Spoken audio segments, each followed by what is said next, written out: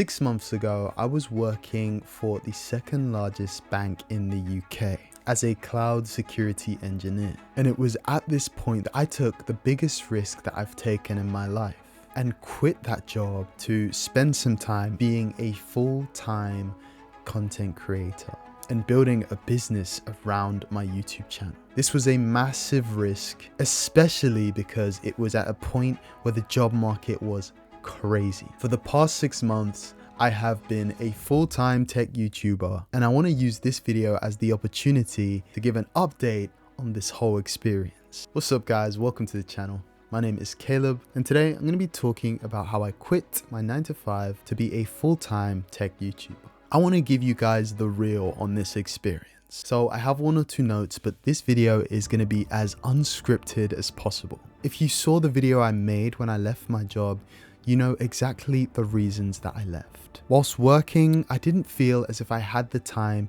to really build what I wanted to build. I had so many plans for this channel and for content and for building a business around that content, and I just didn't have the time to balance my 9-to-5 with content creation. I wanted to spend some time following the dream of building out this platform and seeing if I could do this full time. And I did that. I took the risk, and 6 months later, I'm going back to working full time. And you might ask, oh, Caleb, what happened? Did it not go the way you wanted it to go? Were you not able to build the business you wanted? Is the YouTube channel not doing well enough? And those are all really valid questions that I want to touch on in this video. I want to address the pros and cons of being full-time content creator or even just being self-employed. And I just want to talk about my experience leaving my job to pursue this full-time. First, let me talk about some of the pros, the things I really enjoyed about not having that 9-to-5 life.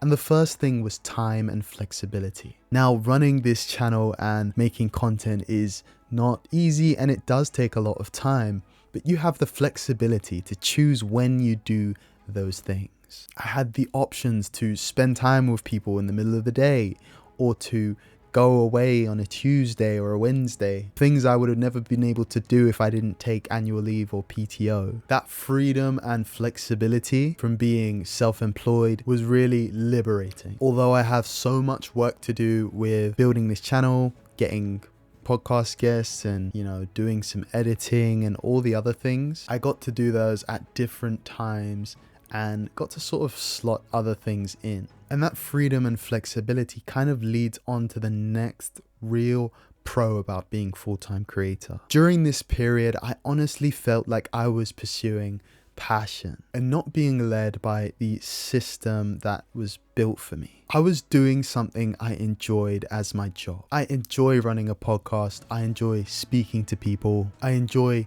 creating content and building a community. It is a lot of work, but it honestly did not feel like work. It felt like something I would be doing even if I was making no money from doing. Now, I want to get to the real stuff, the real difficult stuff that I faced during this journey, because it really wasn't easy, and I want to be honest about that. And there's a reason that I'm going back to working. But before I do that, I want to just really share some of the things that we've been able to do and achieve as a channel during the time that I've been full-time on this channel. Now, the first thing is we started the newsletter, and the newsletter was great. We sent out loads and loads of emails, and it was a great experience. And I have put that on pause for now, but I'll be starting that up soon, and there will be a link below to sign up for it. One of the biggest successes of this time off is that I was able to have the first ever hire on this channel. Like, we have freelancers who help with editing, but for the first time we had an employee join us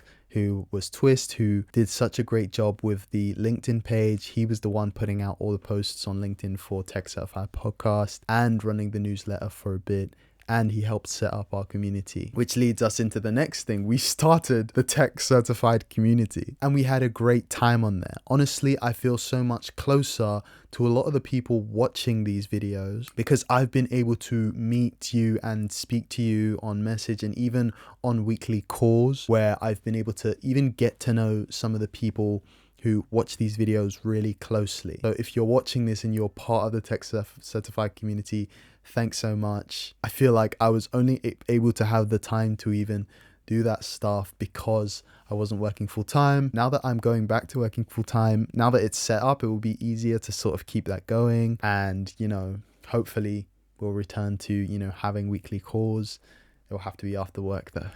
And the final thing I was able to do on this channel as a result of being full time is be ultra consistent. If you've been watching recently, you'll notice that I've been posting 2 or 3 times a week, just long form videos, like not including shorts. I've even had shorts as well, but like 2 to 3 times a week. That takes hours of editing.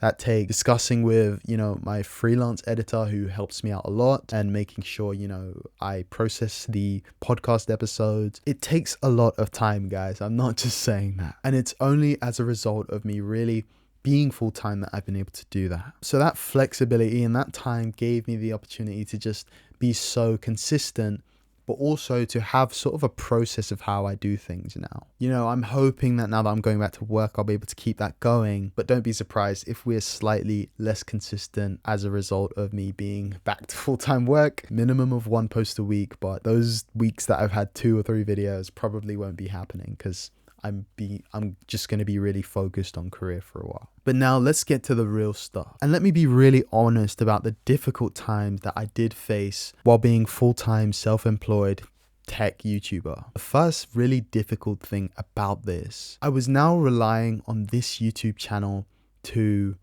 survive. This was my salary for the past 6 months. I have a lot of savings, but I was trying to survive off what I made from this channel to see if that was really possible. And in the future, it may well be, but right now it's just not at that point yet where I can completely live my life off of it. You know, it takes care of a lot of my expenses, but it's not enough for me to live month to month at this point. I also spend a lot to keep this channel running. In terms of editing, we can spend up to £300 in a month just to have high quality editing on the videos. So there are a lot of expenses that I have to pay for, which means that the money that the channel generates is not just for me to live my life. It is for us to continue to grow this channel and have a greater impact and help more people. And for that reason, whatever is left at this point, it's just not enough. And if you're watching this channel and you are someone who wants to support, you can now join our membership, which is just like buying me a coffee and supporting the channel, helping us to keep going and keep creating amazing content. Again, there's the join button right next to subscribe. So if you want to support us, that's the way to do it. Now, during this time, I wanted to get back into working and getting another job in cybersecurity or cloud security. And honestly, that process was quite daunting. You know, I'd seen so much about how difficult the job market was at that time. And I know that where I was at when I left, I was at a really well-paying company. And to be completely honest, my new role is not making as much as I was in my last. Now, the job search wasn't easy. I took a lot of rejections. If you've seen my last video about how I got an offer, it wasn't easy to get that offer. I did take rejections. I did have people ghost me. And I know a lot of people are on that same journey and understand that it is a difficult one. Regardless of how much experience you may have, it can be difficult finding a new job. There was always that thing going in my mind that, what if I can't get back into a new role? What if my savings are just going to keep going down and down for like a year and then I'm going to be broke? But I really thank God that I was able to get a role that I'm really happy about. I spent a lot of time praying about it, really praying that not only do I get a job in the area that I like, whether cybersecurity or cloud, also that I get a job that God wants for me. And I really believe that that's what God has given me. I'm so happy about that. Now, the biggest lesson I've learned is that running a business and making a business out of your YouTube channel requires a lot of business skill and business mindset. Things that I have certainly learned during this time, but I still feel like I have a long way to go. I also really want to continue my career and keep learning a lot in that career that will help me to teach and mentor people in this community to help them gain careers in tech. So continuing my career also helps this channel because the knowledge that I'm able to gain certainly helps me to share a lot more on the channel. This experience also made me so much more grateful, and it's given me a clearer path for my direction in life. In the future, maybe I will go full time again, maybe I won't. But right now, I'm focused on building my career in cybersecurity and continuing to document my career on this channel and interview amazing professionals in tech on this platform. If you want to hear more about my journey, check out this video.